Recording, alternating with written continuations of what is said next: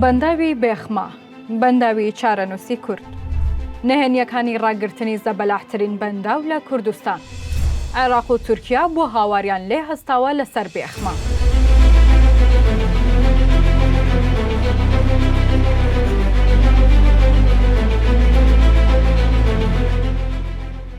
دەستبردن بۆ پرسی بەنداوە تەواو نەکراوە پڕنهێنیەکە کارێکی سەختی میدیاییە، چونکە پرۆژەکە هەم خواست هەم دژایەتێکی گەورەی نێودەوڵەتی لەسرە. بە جۆرێک تورکیا و عێراق دژبەری یەکدین لەسەر ئەو سەدەی کە ملیاران مەتر سێجا ئاو گل دەداتەوە و زەبەلاحیەکەی مرۆڤ شۆک دەکات.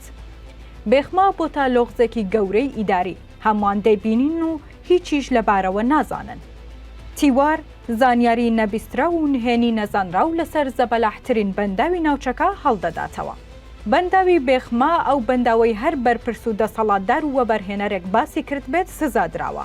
لە کاتێکدا ئەگەر ئەو پرۆژەیە وەکو خۆی جێبەجێ بکرایە، ئیدی کوردستان و بەشێکی گەورەی عێراقیش لە دەستگرفتی کەم ئاوی ڕزگاریان دەبوو.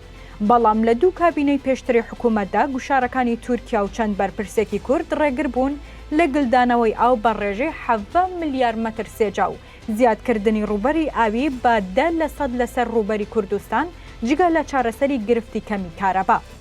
بەنداوەکە هەر لەسەر نەخشەکەی ماوە، بەڵام دەنگ و بەس و تەندەرەکەی لە نێو وەزارەت ون کراوە و هیچ کەسێکیش لە نێو ئەنجومەنی وەزیران ڕێگەی پێ نادرێت باسی بکات. گرفتەکانی بێخمە هەرتەنها ناڕازی بوون و نیگەرانبوونی پەنجاگوندی ناوچەی بارزان نییە کە دەڵێن بەهۆی گەورە و فراوانی پرۆژەکە ژێر ئاو دەکەون، بەڵکو تورکیاش ناڕازیە و پێی وایە بە تەواوبوونی بێخمە ئیدی کارتی گوشاری تورکیا لە بندستی ئەوان دەردێت و ئیدی کورد دژی عێراق و تەنانەت تورکیاش دەبێتە خاوەن کارتێکی بەهێز.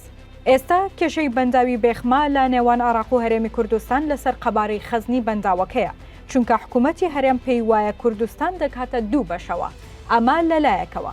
لەلایەکی ترەوە هەرێمی کوردستان دەیەوێت توانای خەزنکردنی ئاو لە بەنداوەکە کەم بکاتەوە بۆ نزیکەی 7.45 ملیار مەتر سێجا بە مەبەستی پاراستنی زەویزار، پاراستنی 50 لادێ لە نقمبوون بە گوندی بارزانیشەوە. سەرەڕای دیاریکردنی زەوی نوێ و قەرەبووکردنەوەیان، بەڵام لە ڕاستیدا کەمکردنەوەی توانای خەزنکردنی بەنداوەکە بەو دیزاینەی کە هەرێمی کوردستان پێشنیاری کردووە شتێکی خراپە، چونکە ئەو سوودەی نامێنێ نە بۆ عێراق و نە بۆ کوردستان. بەرهەمهێنانی وزەی کارەبا تێیدا دادەبەزێت لە 1500 بۆ تەنها 140 مێگاوات لە ڕووی هونەریەوە و بە تایبەتی بۆ کارتی ئاودێری ئەو قەبارەیە سوودی بۆ عێراق و کوردستان نامێنێت و سوودەکان لە 100% دادەبەزێت بۆ تەنها لە 110. زانیاریە گرنگ و مەترسیدارەکان چین؟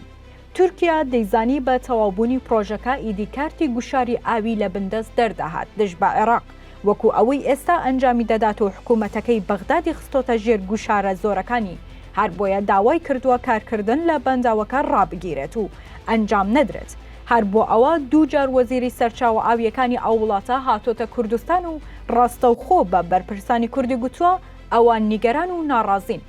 بەنداوەکە بە تەواوبوونی گرفتی کەم ئاوی هەم خواردنەوە و هەم کشتتوکاڵی دوو شار و دوو ئیدارەی سربەخۆ چارەسەر دەکات، جگەلەوەی دەبێتە سەرچاوەیەکی گەورە و فراوانی گەشتیاری و سەرچاوەیەکی بەهێزی بەرهەمهێنانی کارەبا و سەرچاوەیەکی گەورەتری بەرهەمی ماسی، هەر بۆیە عێراق هەم ترسی هەیە هەم ئیرەیی.